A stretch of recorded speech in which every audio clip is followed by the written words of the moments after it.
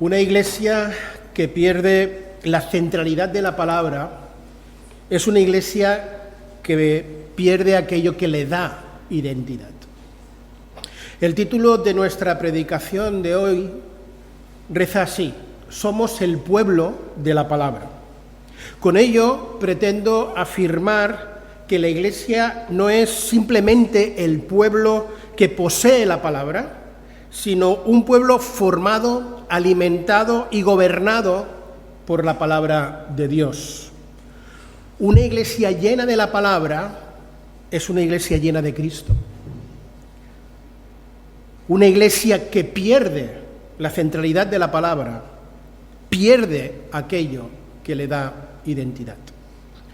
Podemos tener estructuras, programas, actividades e incluso una apariencia de vida espiritual, pero si la voz de Dios deja de ser la voz que nos forma, que nos corrige, que nos guía, dejamos de ser aquello que Cristo nos llamó a ser. Cada día de nuestras vidas somos expuestos a miles y miles de voces, de ideas, que intentan moldear nuestra forma de pensar, nuestros valores, nuestra manera de vivir. Por tanto, la pregunta no es si estamos siendo influenciados por nuestra cultura secular, porque lo estamos siendo. La pregunta es: ¿qué voz está moldeando nuestra identidad? La pregunta no es simplemente ¿qué estamos escuchando?, sino ¿qué voz está formando nuestra identidad? Y la respuesta no puede ser otra que el pueblo de Dios debe ser un pueblo formado por la voz de Dios. Por eso es que afirmamos: somos el pueblo de la palabra. No somos simplemente un pueblo que posee la Escritura, sino un pueblo que vive bajo la autoridad de la palabra, que se encuentra en ella su alimento, su dirección y su esperanza. Y es precisamente eso de lo que Pablo habla y exhorta a los creyentes de Colosas en el pasaje que hoy vamos a considerar juntos, Colosenses 3, 16.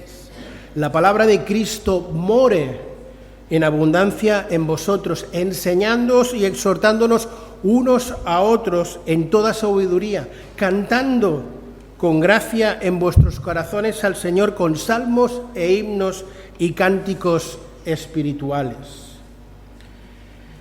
Dejadme situar el texto en su contexto, y para ello os invito a leer conmigo los 4 versículos anteriores a este versículo y el versículo posterior. Por tanto, os invito a que abráis vuestras Biblias en Colosenses capítulo 3 y los versículos del 12 hasta el 17, para así situarlo en su contexto. Dice la palabra: vestíos, pues, como escogidos de Dios, santos y amados de entrañable misericordia, de benignidad, de humildad, de mansedumbre, de paciencia, soportándoos unos a otros, perdonándonos unos a otros, y si alguno tuviere alguna queja contra otro, de la misma manera que Cristo os perdonó, así también hacedlo vosotros.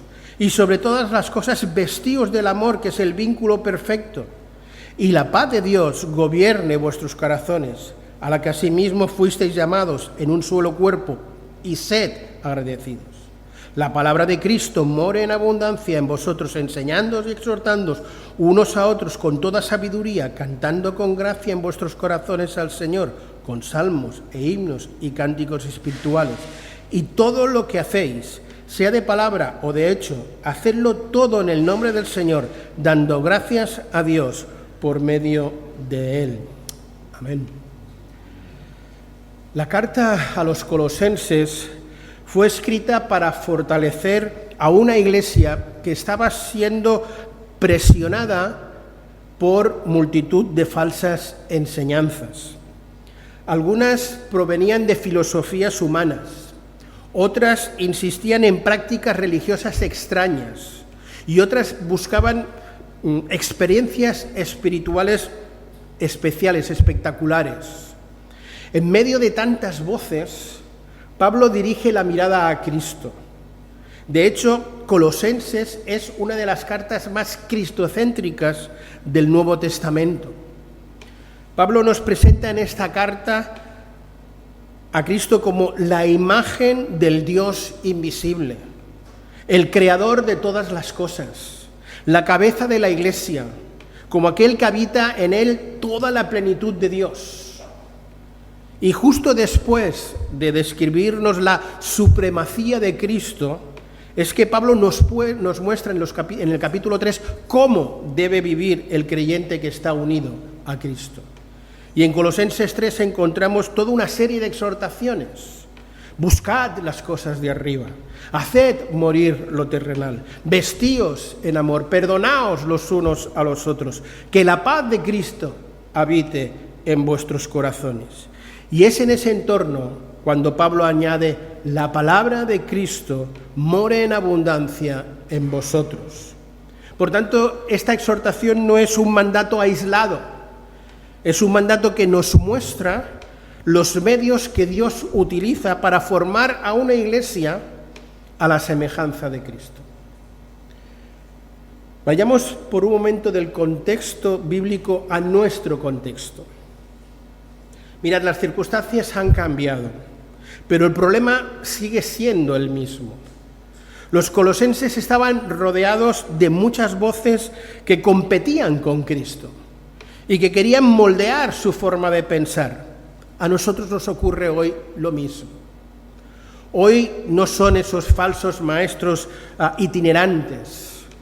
Ahora son las ideologías culturales, el individualismo, el relativismo, el hedonismo, incluso hasta cierto cristianismo superficial que ofrece experiencias sin ninguna profundidad bíblica. Es triste decirlo y reconocerlo, pero especialmente muchos creyentes y sobre todo los jóvenes conocen más las redes sociales que el contenido de las Escrituras. Conocen mejor la opinión de los influencers que la opinión de los apóstoles. La Iglesia nunca podrá mantener una identidad sana si pierde su relación con la palabra. Una iglesia vacía de Escritura termina llena de cualquier otra cosa. Repito la idea. Una iglesia vacía de la Escritura termina llena de cualquier cosa. Es por eso que es tan urgente este texto para nosotros como lo fue en su día para los colosenses. La enseñanza principal de nuestro pasaje es que, dado que pertenecemos a Cristo, somos el pueblo donde su palabra habita abundantemente, transformando nuestras relaciones y dirigiendo nuestra adoración. Son 3 las verdades que emanan de nuestro pasaje. La primera es que somos el pueblo donde la palabra de Cristo habita. En segundo lugar, es que somos el pueblo que se edifica mutuamente mediante la palabra. Y en tercer lugar, es que somos el pueblo que adora dirigido por la palabra. Consideremos pues cada una de estas 3 verdades que emanan de nuestro texto. Primero, somos el pueblo donde la palabra de Cristo habita. La palabra de Cristo more en abundancia en vosotros. ¿Qué significa la expresión la palabra de Cristo? Pues bien, no se refiere simplemente a las palabras acerca de Cristo. Se refiere al mensaje que procede de Cristo, que tiene a Cristo como su centro. Por eso, esta expresión abarca toda la Escritura. Quisiera llamar vuestra atención sobre el hecho de que Pablo, de forma intencional, esto es, dirigido por el Espíritu Santo, no dice que la Escritura more en vosotros, sino que la palabra de Cristo more en vosotros. Una expresión cargada de significado teológico y profundamente cristológica. Cuando Pablo habla de la palabra de Cristo, no se refiere únicamente a las palabras pronunciadas por Jesús durante su ministerio terrenal y que en algunas de nuestras Biblias aparecen en rojo como si el resto de las palabras no tuvieran tanta importancia. Tampoco se refiere a las palabras que hablan acerca de Cristo o que tienen relación con Cristo. Se refiere al mensaje que procede de Cristo, que tiene a Cristo como su centro. Por tanto, esta expresión abarca el total del contenido de la Escritura. Mirad, desde Génesis a Apocalipsis, la Biblia cuenta una sola historia, la historia de la redención que culmina en Jesucristo. Jesús mismo enseñó esta verdad a los 2 discípulos en el camino de Emaús, cuando les hizo ver que todas las Escrituras apuntaban a Él. Toda la Escritura apunta a Cristo. El Antiguo Testamento prepara su venida. Los Evangelios narran su obra y su vida. Las epístolas explican su significado. Y Apocalipsis revela su triunfo final. Por eso es que la Biblia es el libro de Cristo, la palabra de Cristo. La Biblia no fue dada simplemente para aumentar nuestro conocimiento, sino para llevarnos a una relación más profunda con Cristo. Por eso la afirmación, una iglesia llena de la palabra, es una iglesia llena de Cristo. Una iglesia puede tener programas, actividades, sus propias tradiciones, pero si Cristo no ocupa el centro, habrá perdido su identidad. Sin embargo, cuando la palabra de Cristo mora abundantemente en la iglesia, cuando Cristo llena la mente de su pueblo, gobierna sus emociones, transforma su conducta y dirige su misión, se convierte en el pueblo de la palabra. La palabra de Cristo more en abundancia. ¿Qué significa morar? La idea no es la de habitar de forma casual, sino de habitar permanentemente. No es una visita ocasional, no es una visita esporádica. La palabra nunca debe ser para nosotros una invitada de domingo a domingo. Hay personas que reciben y escuchan la palabra como la que recibe un visitante ocasional. La escuchan el domingo, la consideran durante unas horas, incluso pueden hasta sentirse animadas o desafiadas por ella, pero el lunes otras voces vuelven a ocupar la prioridad y la palabra deja de ser la prioridad. Pero Pablo es que va todavía mucho más lejos. No solo dice que more, sino que lo haga en abundancia. ¿Qué es eso de abundancia? La expresión que utiliza Pablo nos habla de una presencia rica, plena, rebosante. La imagen no es la de una casa donde la palabra tiene una pequeña habitación reservada, sino la de un hogar donde la palabra ocupa todos los espacios de ese lugar. No se trata simplemente de tener un contacto ocasional con la Escritura, ni de recibir dosis de verdad espiritual una vez por semana.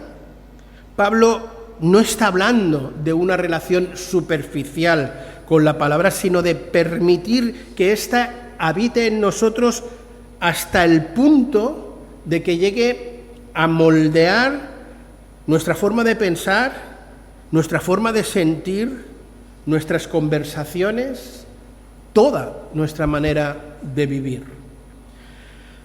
Abundancia no significa acumulación de verdad bíblica, sino que esa verdad bíblica, esa abundancia de la palabra, sea transformadora en nuestra Biblia. Mirad, una iglesia tiene o puede tener mucho conocimiento bíblico y sin embargo no estar gobernada por la palabra. Una iglesia llena de la palabra no es una iglesia que simplemente conoce muchos textos bíblicos, sino una iglesia donde la palabra tiene autoridad para transformar y para dirigir todas las áreas de su existencia. Y esto nos lleva a esta segunda idea principal de nuestro texto, porque nuestro texto nos hace ver que no solo somos el pueblo donde la palabra habita, sino que somos el pueblo que se edifica mutuamente mediante la palabra, enseñándoos y exhortándoos unos a otros en toda sabiduría. Y aquí encontramos algo sorprendente. Pablo no dirige estas palabras solamente a los pastores de la iglesia, la dirige a toda la iglesia. La palabra no es responsabilidad exclusiva del púlpito. Toda la congregación debe participar de este ministerio. La iglesia no es simplemente un lugar donde unos enseñan y otros escuchan. Es una familia espiritual donde la verdad de Cristo circula constantemente entre sus miembros. Por eso Pablo habla de enseñándoos y exhortándoos unos a otros. La enseñanza forma nuestra mente. La exhortación fortalece nuestra obediencia. La enseñanza responde a la pregunta ¿qué debo creer? La exhortación responde a la pregunta ¿cómo debo vivir? Enseñar y exhortar significa animar, advertir, corregir, consolar, fortalecer. Implica acercarnos al hermano con la palabra para hacer todas estas cosas, para ayudarle a perseverar en Cristo y no dar simplemente golpecitos en la espalda diciendo todo irá mejor. He aquí que encontramos una dimensión de la vida cristiana que creo que a veces perdemos de vista. Pues entiendo que muchas veces nos cuesta acercarnos a un hermano que vemos pues que se está alejando del Señor, que se está enfriando espiritualmente, que está dejando a la iglesia y al Señor y nos cuesta ir y advertirle de lo que está ocurriendo con amor. La palabra, según Pablo, debe enseñar y exhortar. Y el énfasis no recae en que tiene que ser solo de una persona, sino unos a otros.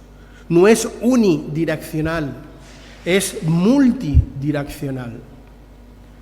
Porque hay momentos en que todos necesitamos que un hermano, dos hermanos, y no solo el pastor de la iglesia, sino hermanos, vengan y nos recuerden aquello que quizá ya sabemos, pero estamos olvidando o que no estamos poniendo en valor en ese preciso momento. La exhortación mutua es una manifestación profunda de amor. Es un ayudarnos mutuamente a perseverar en la fe. Pero es evidente que esta enseñanza y esta exhortación no puede, no debe hacerse de cualquier manera.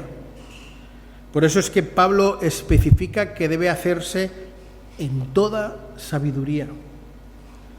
No se trata de corregir impulsivamente, No se trata de usar la Biblia como un martillo. No se trata de convertirnos en policías espirituales de nuestros hermanos. La enseñanza y la exhortación deben estar gobernadas por la sabiduría que procede de Dios. Y la sabiduría sabe cuándo hablar, cuándo callar, cuándo corregir, cuándo consolar, cuándo advertir y cuándo esperar. Mirad, la verdad sin amor puede herir. La verdad sin amor puede herir. Pero el amor sin verdad no transforma a nadie. La sabiduría bíblica une ambas cosas. Así fue como Cristo ministró, lleno de gracia y de verdad.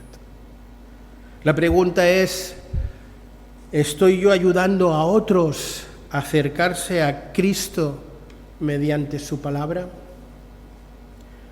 Una iglesia madura no es aquella donde solamente el pastor es el que enseña y exhorta. Una iglesia madura es aquella donde la palabra de Cristo circula constantemente entre todos sus miembros.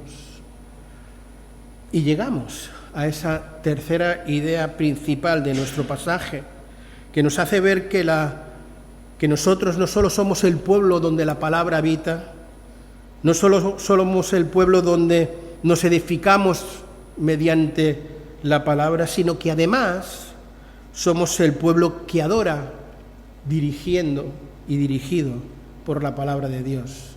Y nos dice el texto, cantando con gracia en vuestros corazones al Señor con salmos e himnos y cánticos espirituales. Pablo conecta la palabra con la adoración. Y con esto nos enseña una verdad fundamental. La verdadera adoración nace de la verdad. La verdadera adoración no nace del sentimentalismo, nace de una mente llena de la verdad de Dios. La palabra de Cristo produce adoración. La adoración es el resultado de una iglesia llena de la palabra. La verdad comprendida se transforma en alabanza. La verdadera adoración nace no simplemente de emociones tocadas, sino de una verdad revelada. Evidentemente que las emociones tienen su lugar en la alabanza. Dios nos ha creado como seres emocionales y por supuesto que es bueno emocionarse. Y es evidente que las canciones tienen un gran poder para emocionarnos. Y eso no es malo. Dios nos creó así. Dios nos creó con emociones. Pero las emociones deben ser gobernadas por la verdad de la palabra de Dios. La adoración bíblica siempre es una respuesta a la revelación de Dios. Por eso, a lo largo de toda la Escritura, cuando el pueblo de Dios contempla a Dios, es que responde en adoración. Isaías contempla la gloria de Dios y exclama junto a los ángeles, santo, santo, santo es el Señor. En Apocalipsis capítulo 5, versículo 12, los ancianos contemplan la gloria del Cordero y caen postrados en adoración y dicen en gran voz, el Cordero que fue inmolado es digno de tomar el poder, las riquezas, la sabiduría, la fortaleza, la honra, la gloria y la alabanza. La adoración auténtica surge siempre de una visión correcta de Dios. Y esa visión correcta de Dios solo llega a través de la palabra. En estas palabras finales de Pablo en su versículo nos dejan ver una verdad importante, que no sé cuán conscientes somos de ello. Y es que los himnos, los cánticos que cantamos enseñan. Las canciones que cantamos en el culto de oración los martes, la canción que cantamos antes de empezar la escuela dominical el domingo, nuestros cánticos en el tiempo de alabanza los domingos, no es un mero acompañamiento musical, son vehículos de verdad. La iglesia canta lo que cree. Y escuchadme bien, la iglesia acaba creyendo lo que canta. Los himnos y los cánticos no son mero acompañamiento musical, son vehículos de verdad. Muchas de las grandes verdades que recordamos las aprendimos cantando. Los himnos y los cánticos han sido durante siglos una escuela de teología para la iglesia cristiana. Por eso el contenido de nuestros himnos y de nuestros cánticos importa mucho. Lo que cantamos termina moldeando lo que creemos. Y lo que creemos termina moldeando cómo vivimos. La iglesia canta lo que cree y acaba cantando y creyendo lo que canta. Por eso es tan importante tener mucho cuidado con lo que cantamos. La pregunta no es, ¿me gusta esta canción? ¿Me toca esta canción? La pregunta es, ¿esta canción refleja fielmente la palabra de Cristo? Porque una iglesia llena de la palabra es una iglesia llena de adoración genuina. Sigue diciendo Pablo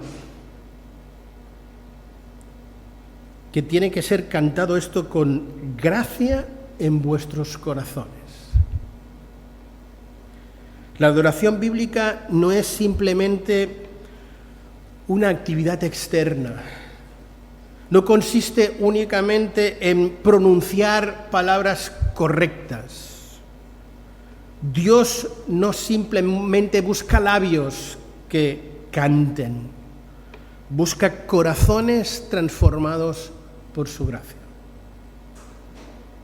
Mirad, es posible cantar sin adorar. Es posible conocer la letra y estar lejos del Dios al que cantamos.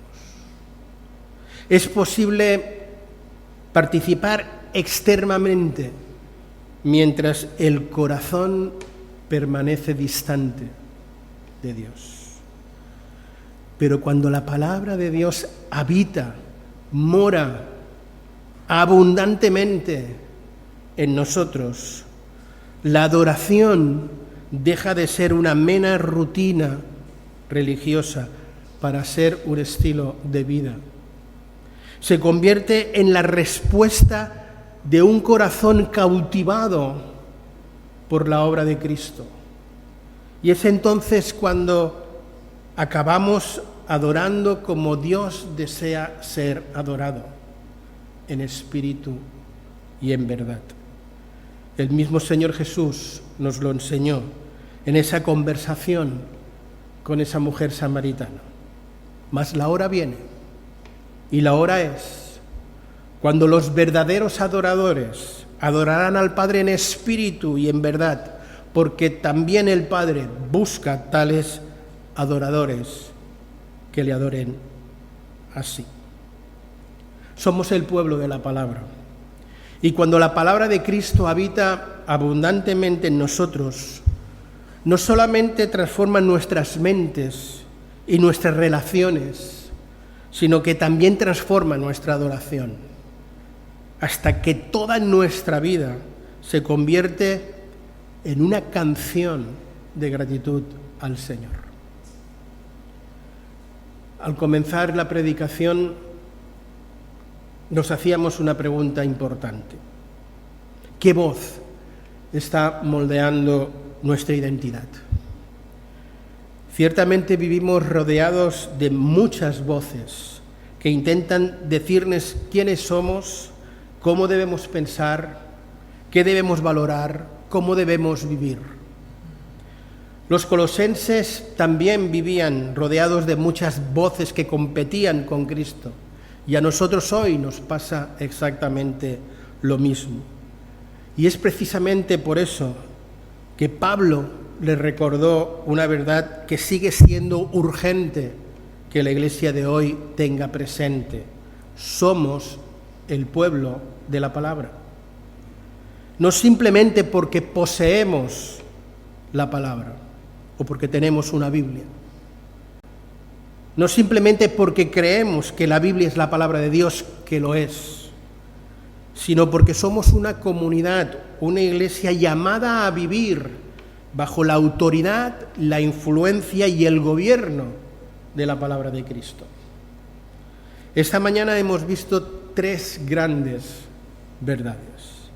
En primer lugar, hemos visto que somos el pueblo donde la palabra de Dios habita. Porque cuanto más habita la palabra en nosotros, más conocemos a Cristo, más amamos a Cristo y más nos parecemos a Cristo. En segundo lugar, hemos visto que somos el pueblo que se edifica mutuamente mediante la palabra. Una iglesia madura es aquella en que la palabra de Cristo circula constantemente entre todos sus miembros. Y en tercer lugar, hemos visto que somos el pueblo que adora dirigido por la palabra. La verdadera adoración no nace simplemente de la emoción, nace de una mente llena de la palabra y de la verdad de Dios. Pero Pablo no termina aquí, en el versículo 16. Nosotros nos hemos centrado en el 16, pero fijaros lo que dice el versículo 17 con el que termina el pasaje. Y todo lo que hacéis, sea de palabra o de hecho, hacedlo todo en el nombre del Señor Jesús, dando gracias a Dios, Padre, por medio de Él, es decir, de Jesucristo. Observar la progresión en el texto. La palabra de Cristo habita en nosotros, la palabra de Cristo transforma nuestras relaciones, la palabra de Cristo dirige toda nuestra adoración y la palabra de Cristo finalmente gobierna toda nuestra vida.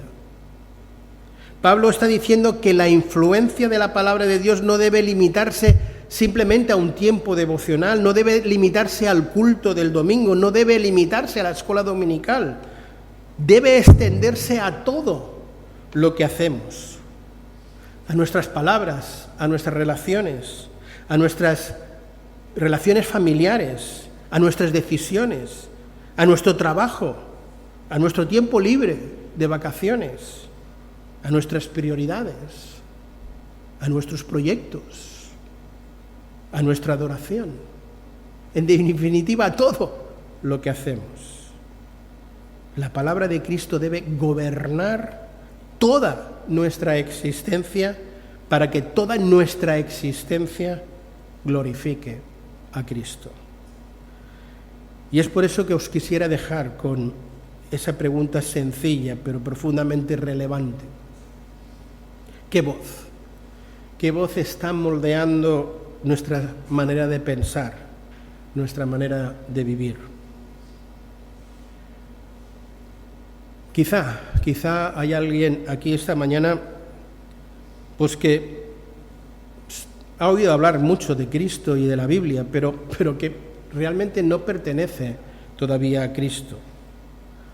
Tal vez respeta mucho las enseñanzas de la Escritura, incluso conoce algunas verdades y algunas historias de la Biblia, Pero una cosa es conocer cosas de Cristo y otra es conocer a Cristo de forma personal y real. La Biblia, la palabra de Dios, fue dada para conducirnos a Él. Toda la Escritura apunta a Cristo, hacia el Salvador que murió por nuestros pecados, hacia el Señor que resucitó en victoria, ofreciendo perdón, reconciliación y vida eterna. Por eso es que la invitación del Evangelio sigue siendo hoy y siempre la misma. Ven a Cristo, arrepiéntete de tus pecados, confía en Él, entrégale tu vida. Porque solamente aquellos que pertenecen a Cristo pueden llegar a ser verdaderamente parte del pueblo de Cristo. Y solamente aquellos que reciben a Cristo pueden descubrir esa identidad que Dios nos ha dado y que ha estado revelada en la palabra. Queridos, somos el pueblo de Cristo porque somos el pueblo de la palabra. Y una iglesia llena de la palabra es una iglesia llena de Cristo. Y una iglesia llena de Cristo es una iglesia que vive, sirve y que proclama que todo lo que hacemos, sea de palabra o sea de hecho, lo hacemos en el nombre del Señor Jesús, para la gloria de Dios Padre. Amén. Que Dios bendiga su palabra en nuestros corazones. Oremos. Señor, tu palabra es verdad. Como tú oraste, santifícanos en tu verdad. Somos, porque así lo has querido, el pueblo de la palabra. Pero no lo somos simplemente porque tengamos una o varias Biblias en nuestra estantería, sino somos el pueblo de la palabra cuando vivimos bajo la autoridad de la palabra, cuando nos relacionamos bajo la autoridad de la palabra, cuando adoramos en base a la verdad de tu palabra, cuando todo lo que hacemos está impregnado de tu palabra. Permítenos, Señor, que en un tiempo como este, donde estamos tan influenciados, tan tentados a escuchar tantas otras voces diferentes, no nos desenfoquemos, no perdamos el faro, no perdamos la luz, esa lámpara que alumbra, que es tu palabra. Señor, que no nos desviemos, que no permitamos que otras cosas llenen tu iglesia. Una iglesia vacía de la palabra puede estar llena de cualquier otra cosa, pero no de ti. Y pedimos, Señor, que tu iglesia sea una iglesia llena de Cristo, porque la palabra de Cristo es la que mora en abundancia en cada uno de nuestros corazones. Que sea ahora así y siempre. Que la gracia del Señor Jesucristo, el amor de Dios el Padre y la comunión del Espíritu Santo sea con nosotros ahora y siempre. Amén.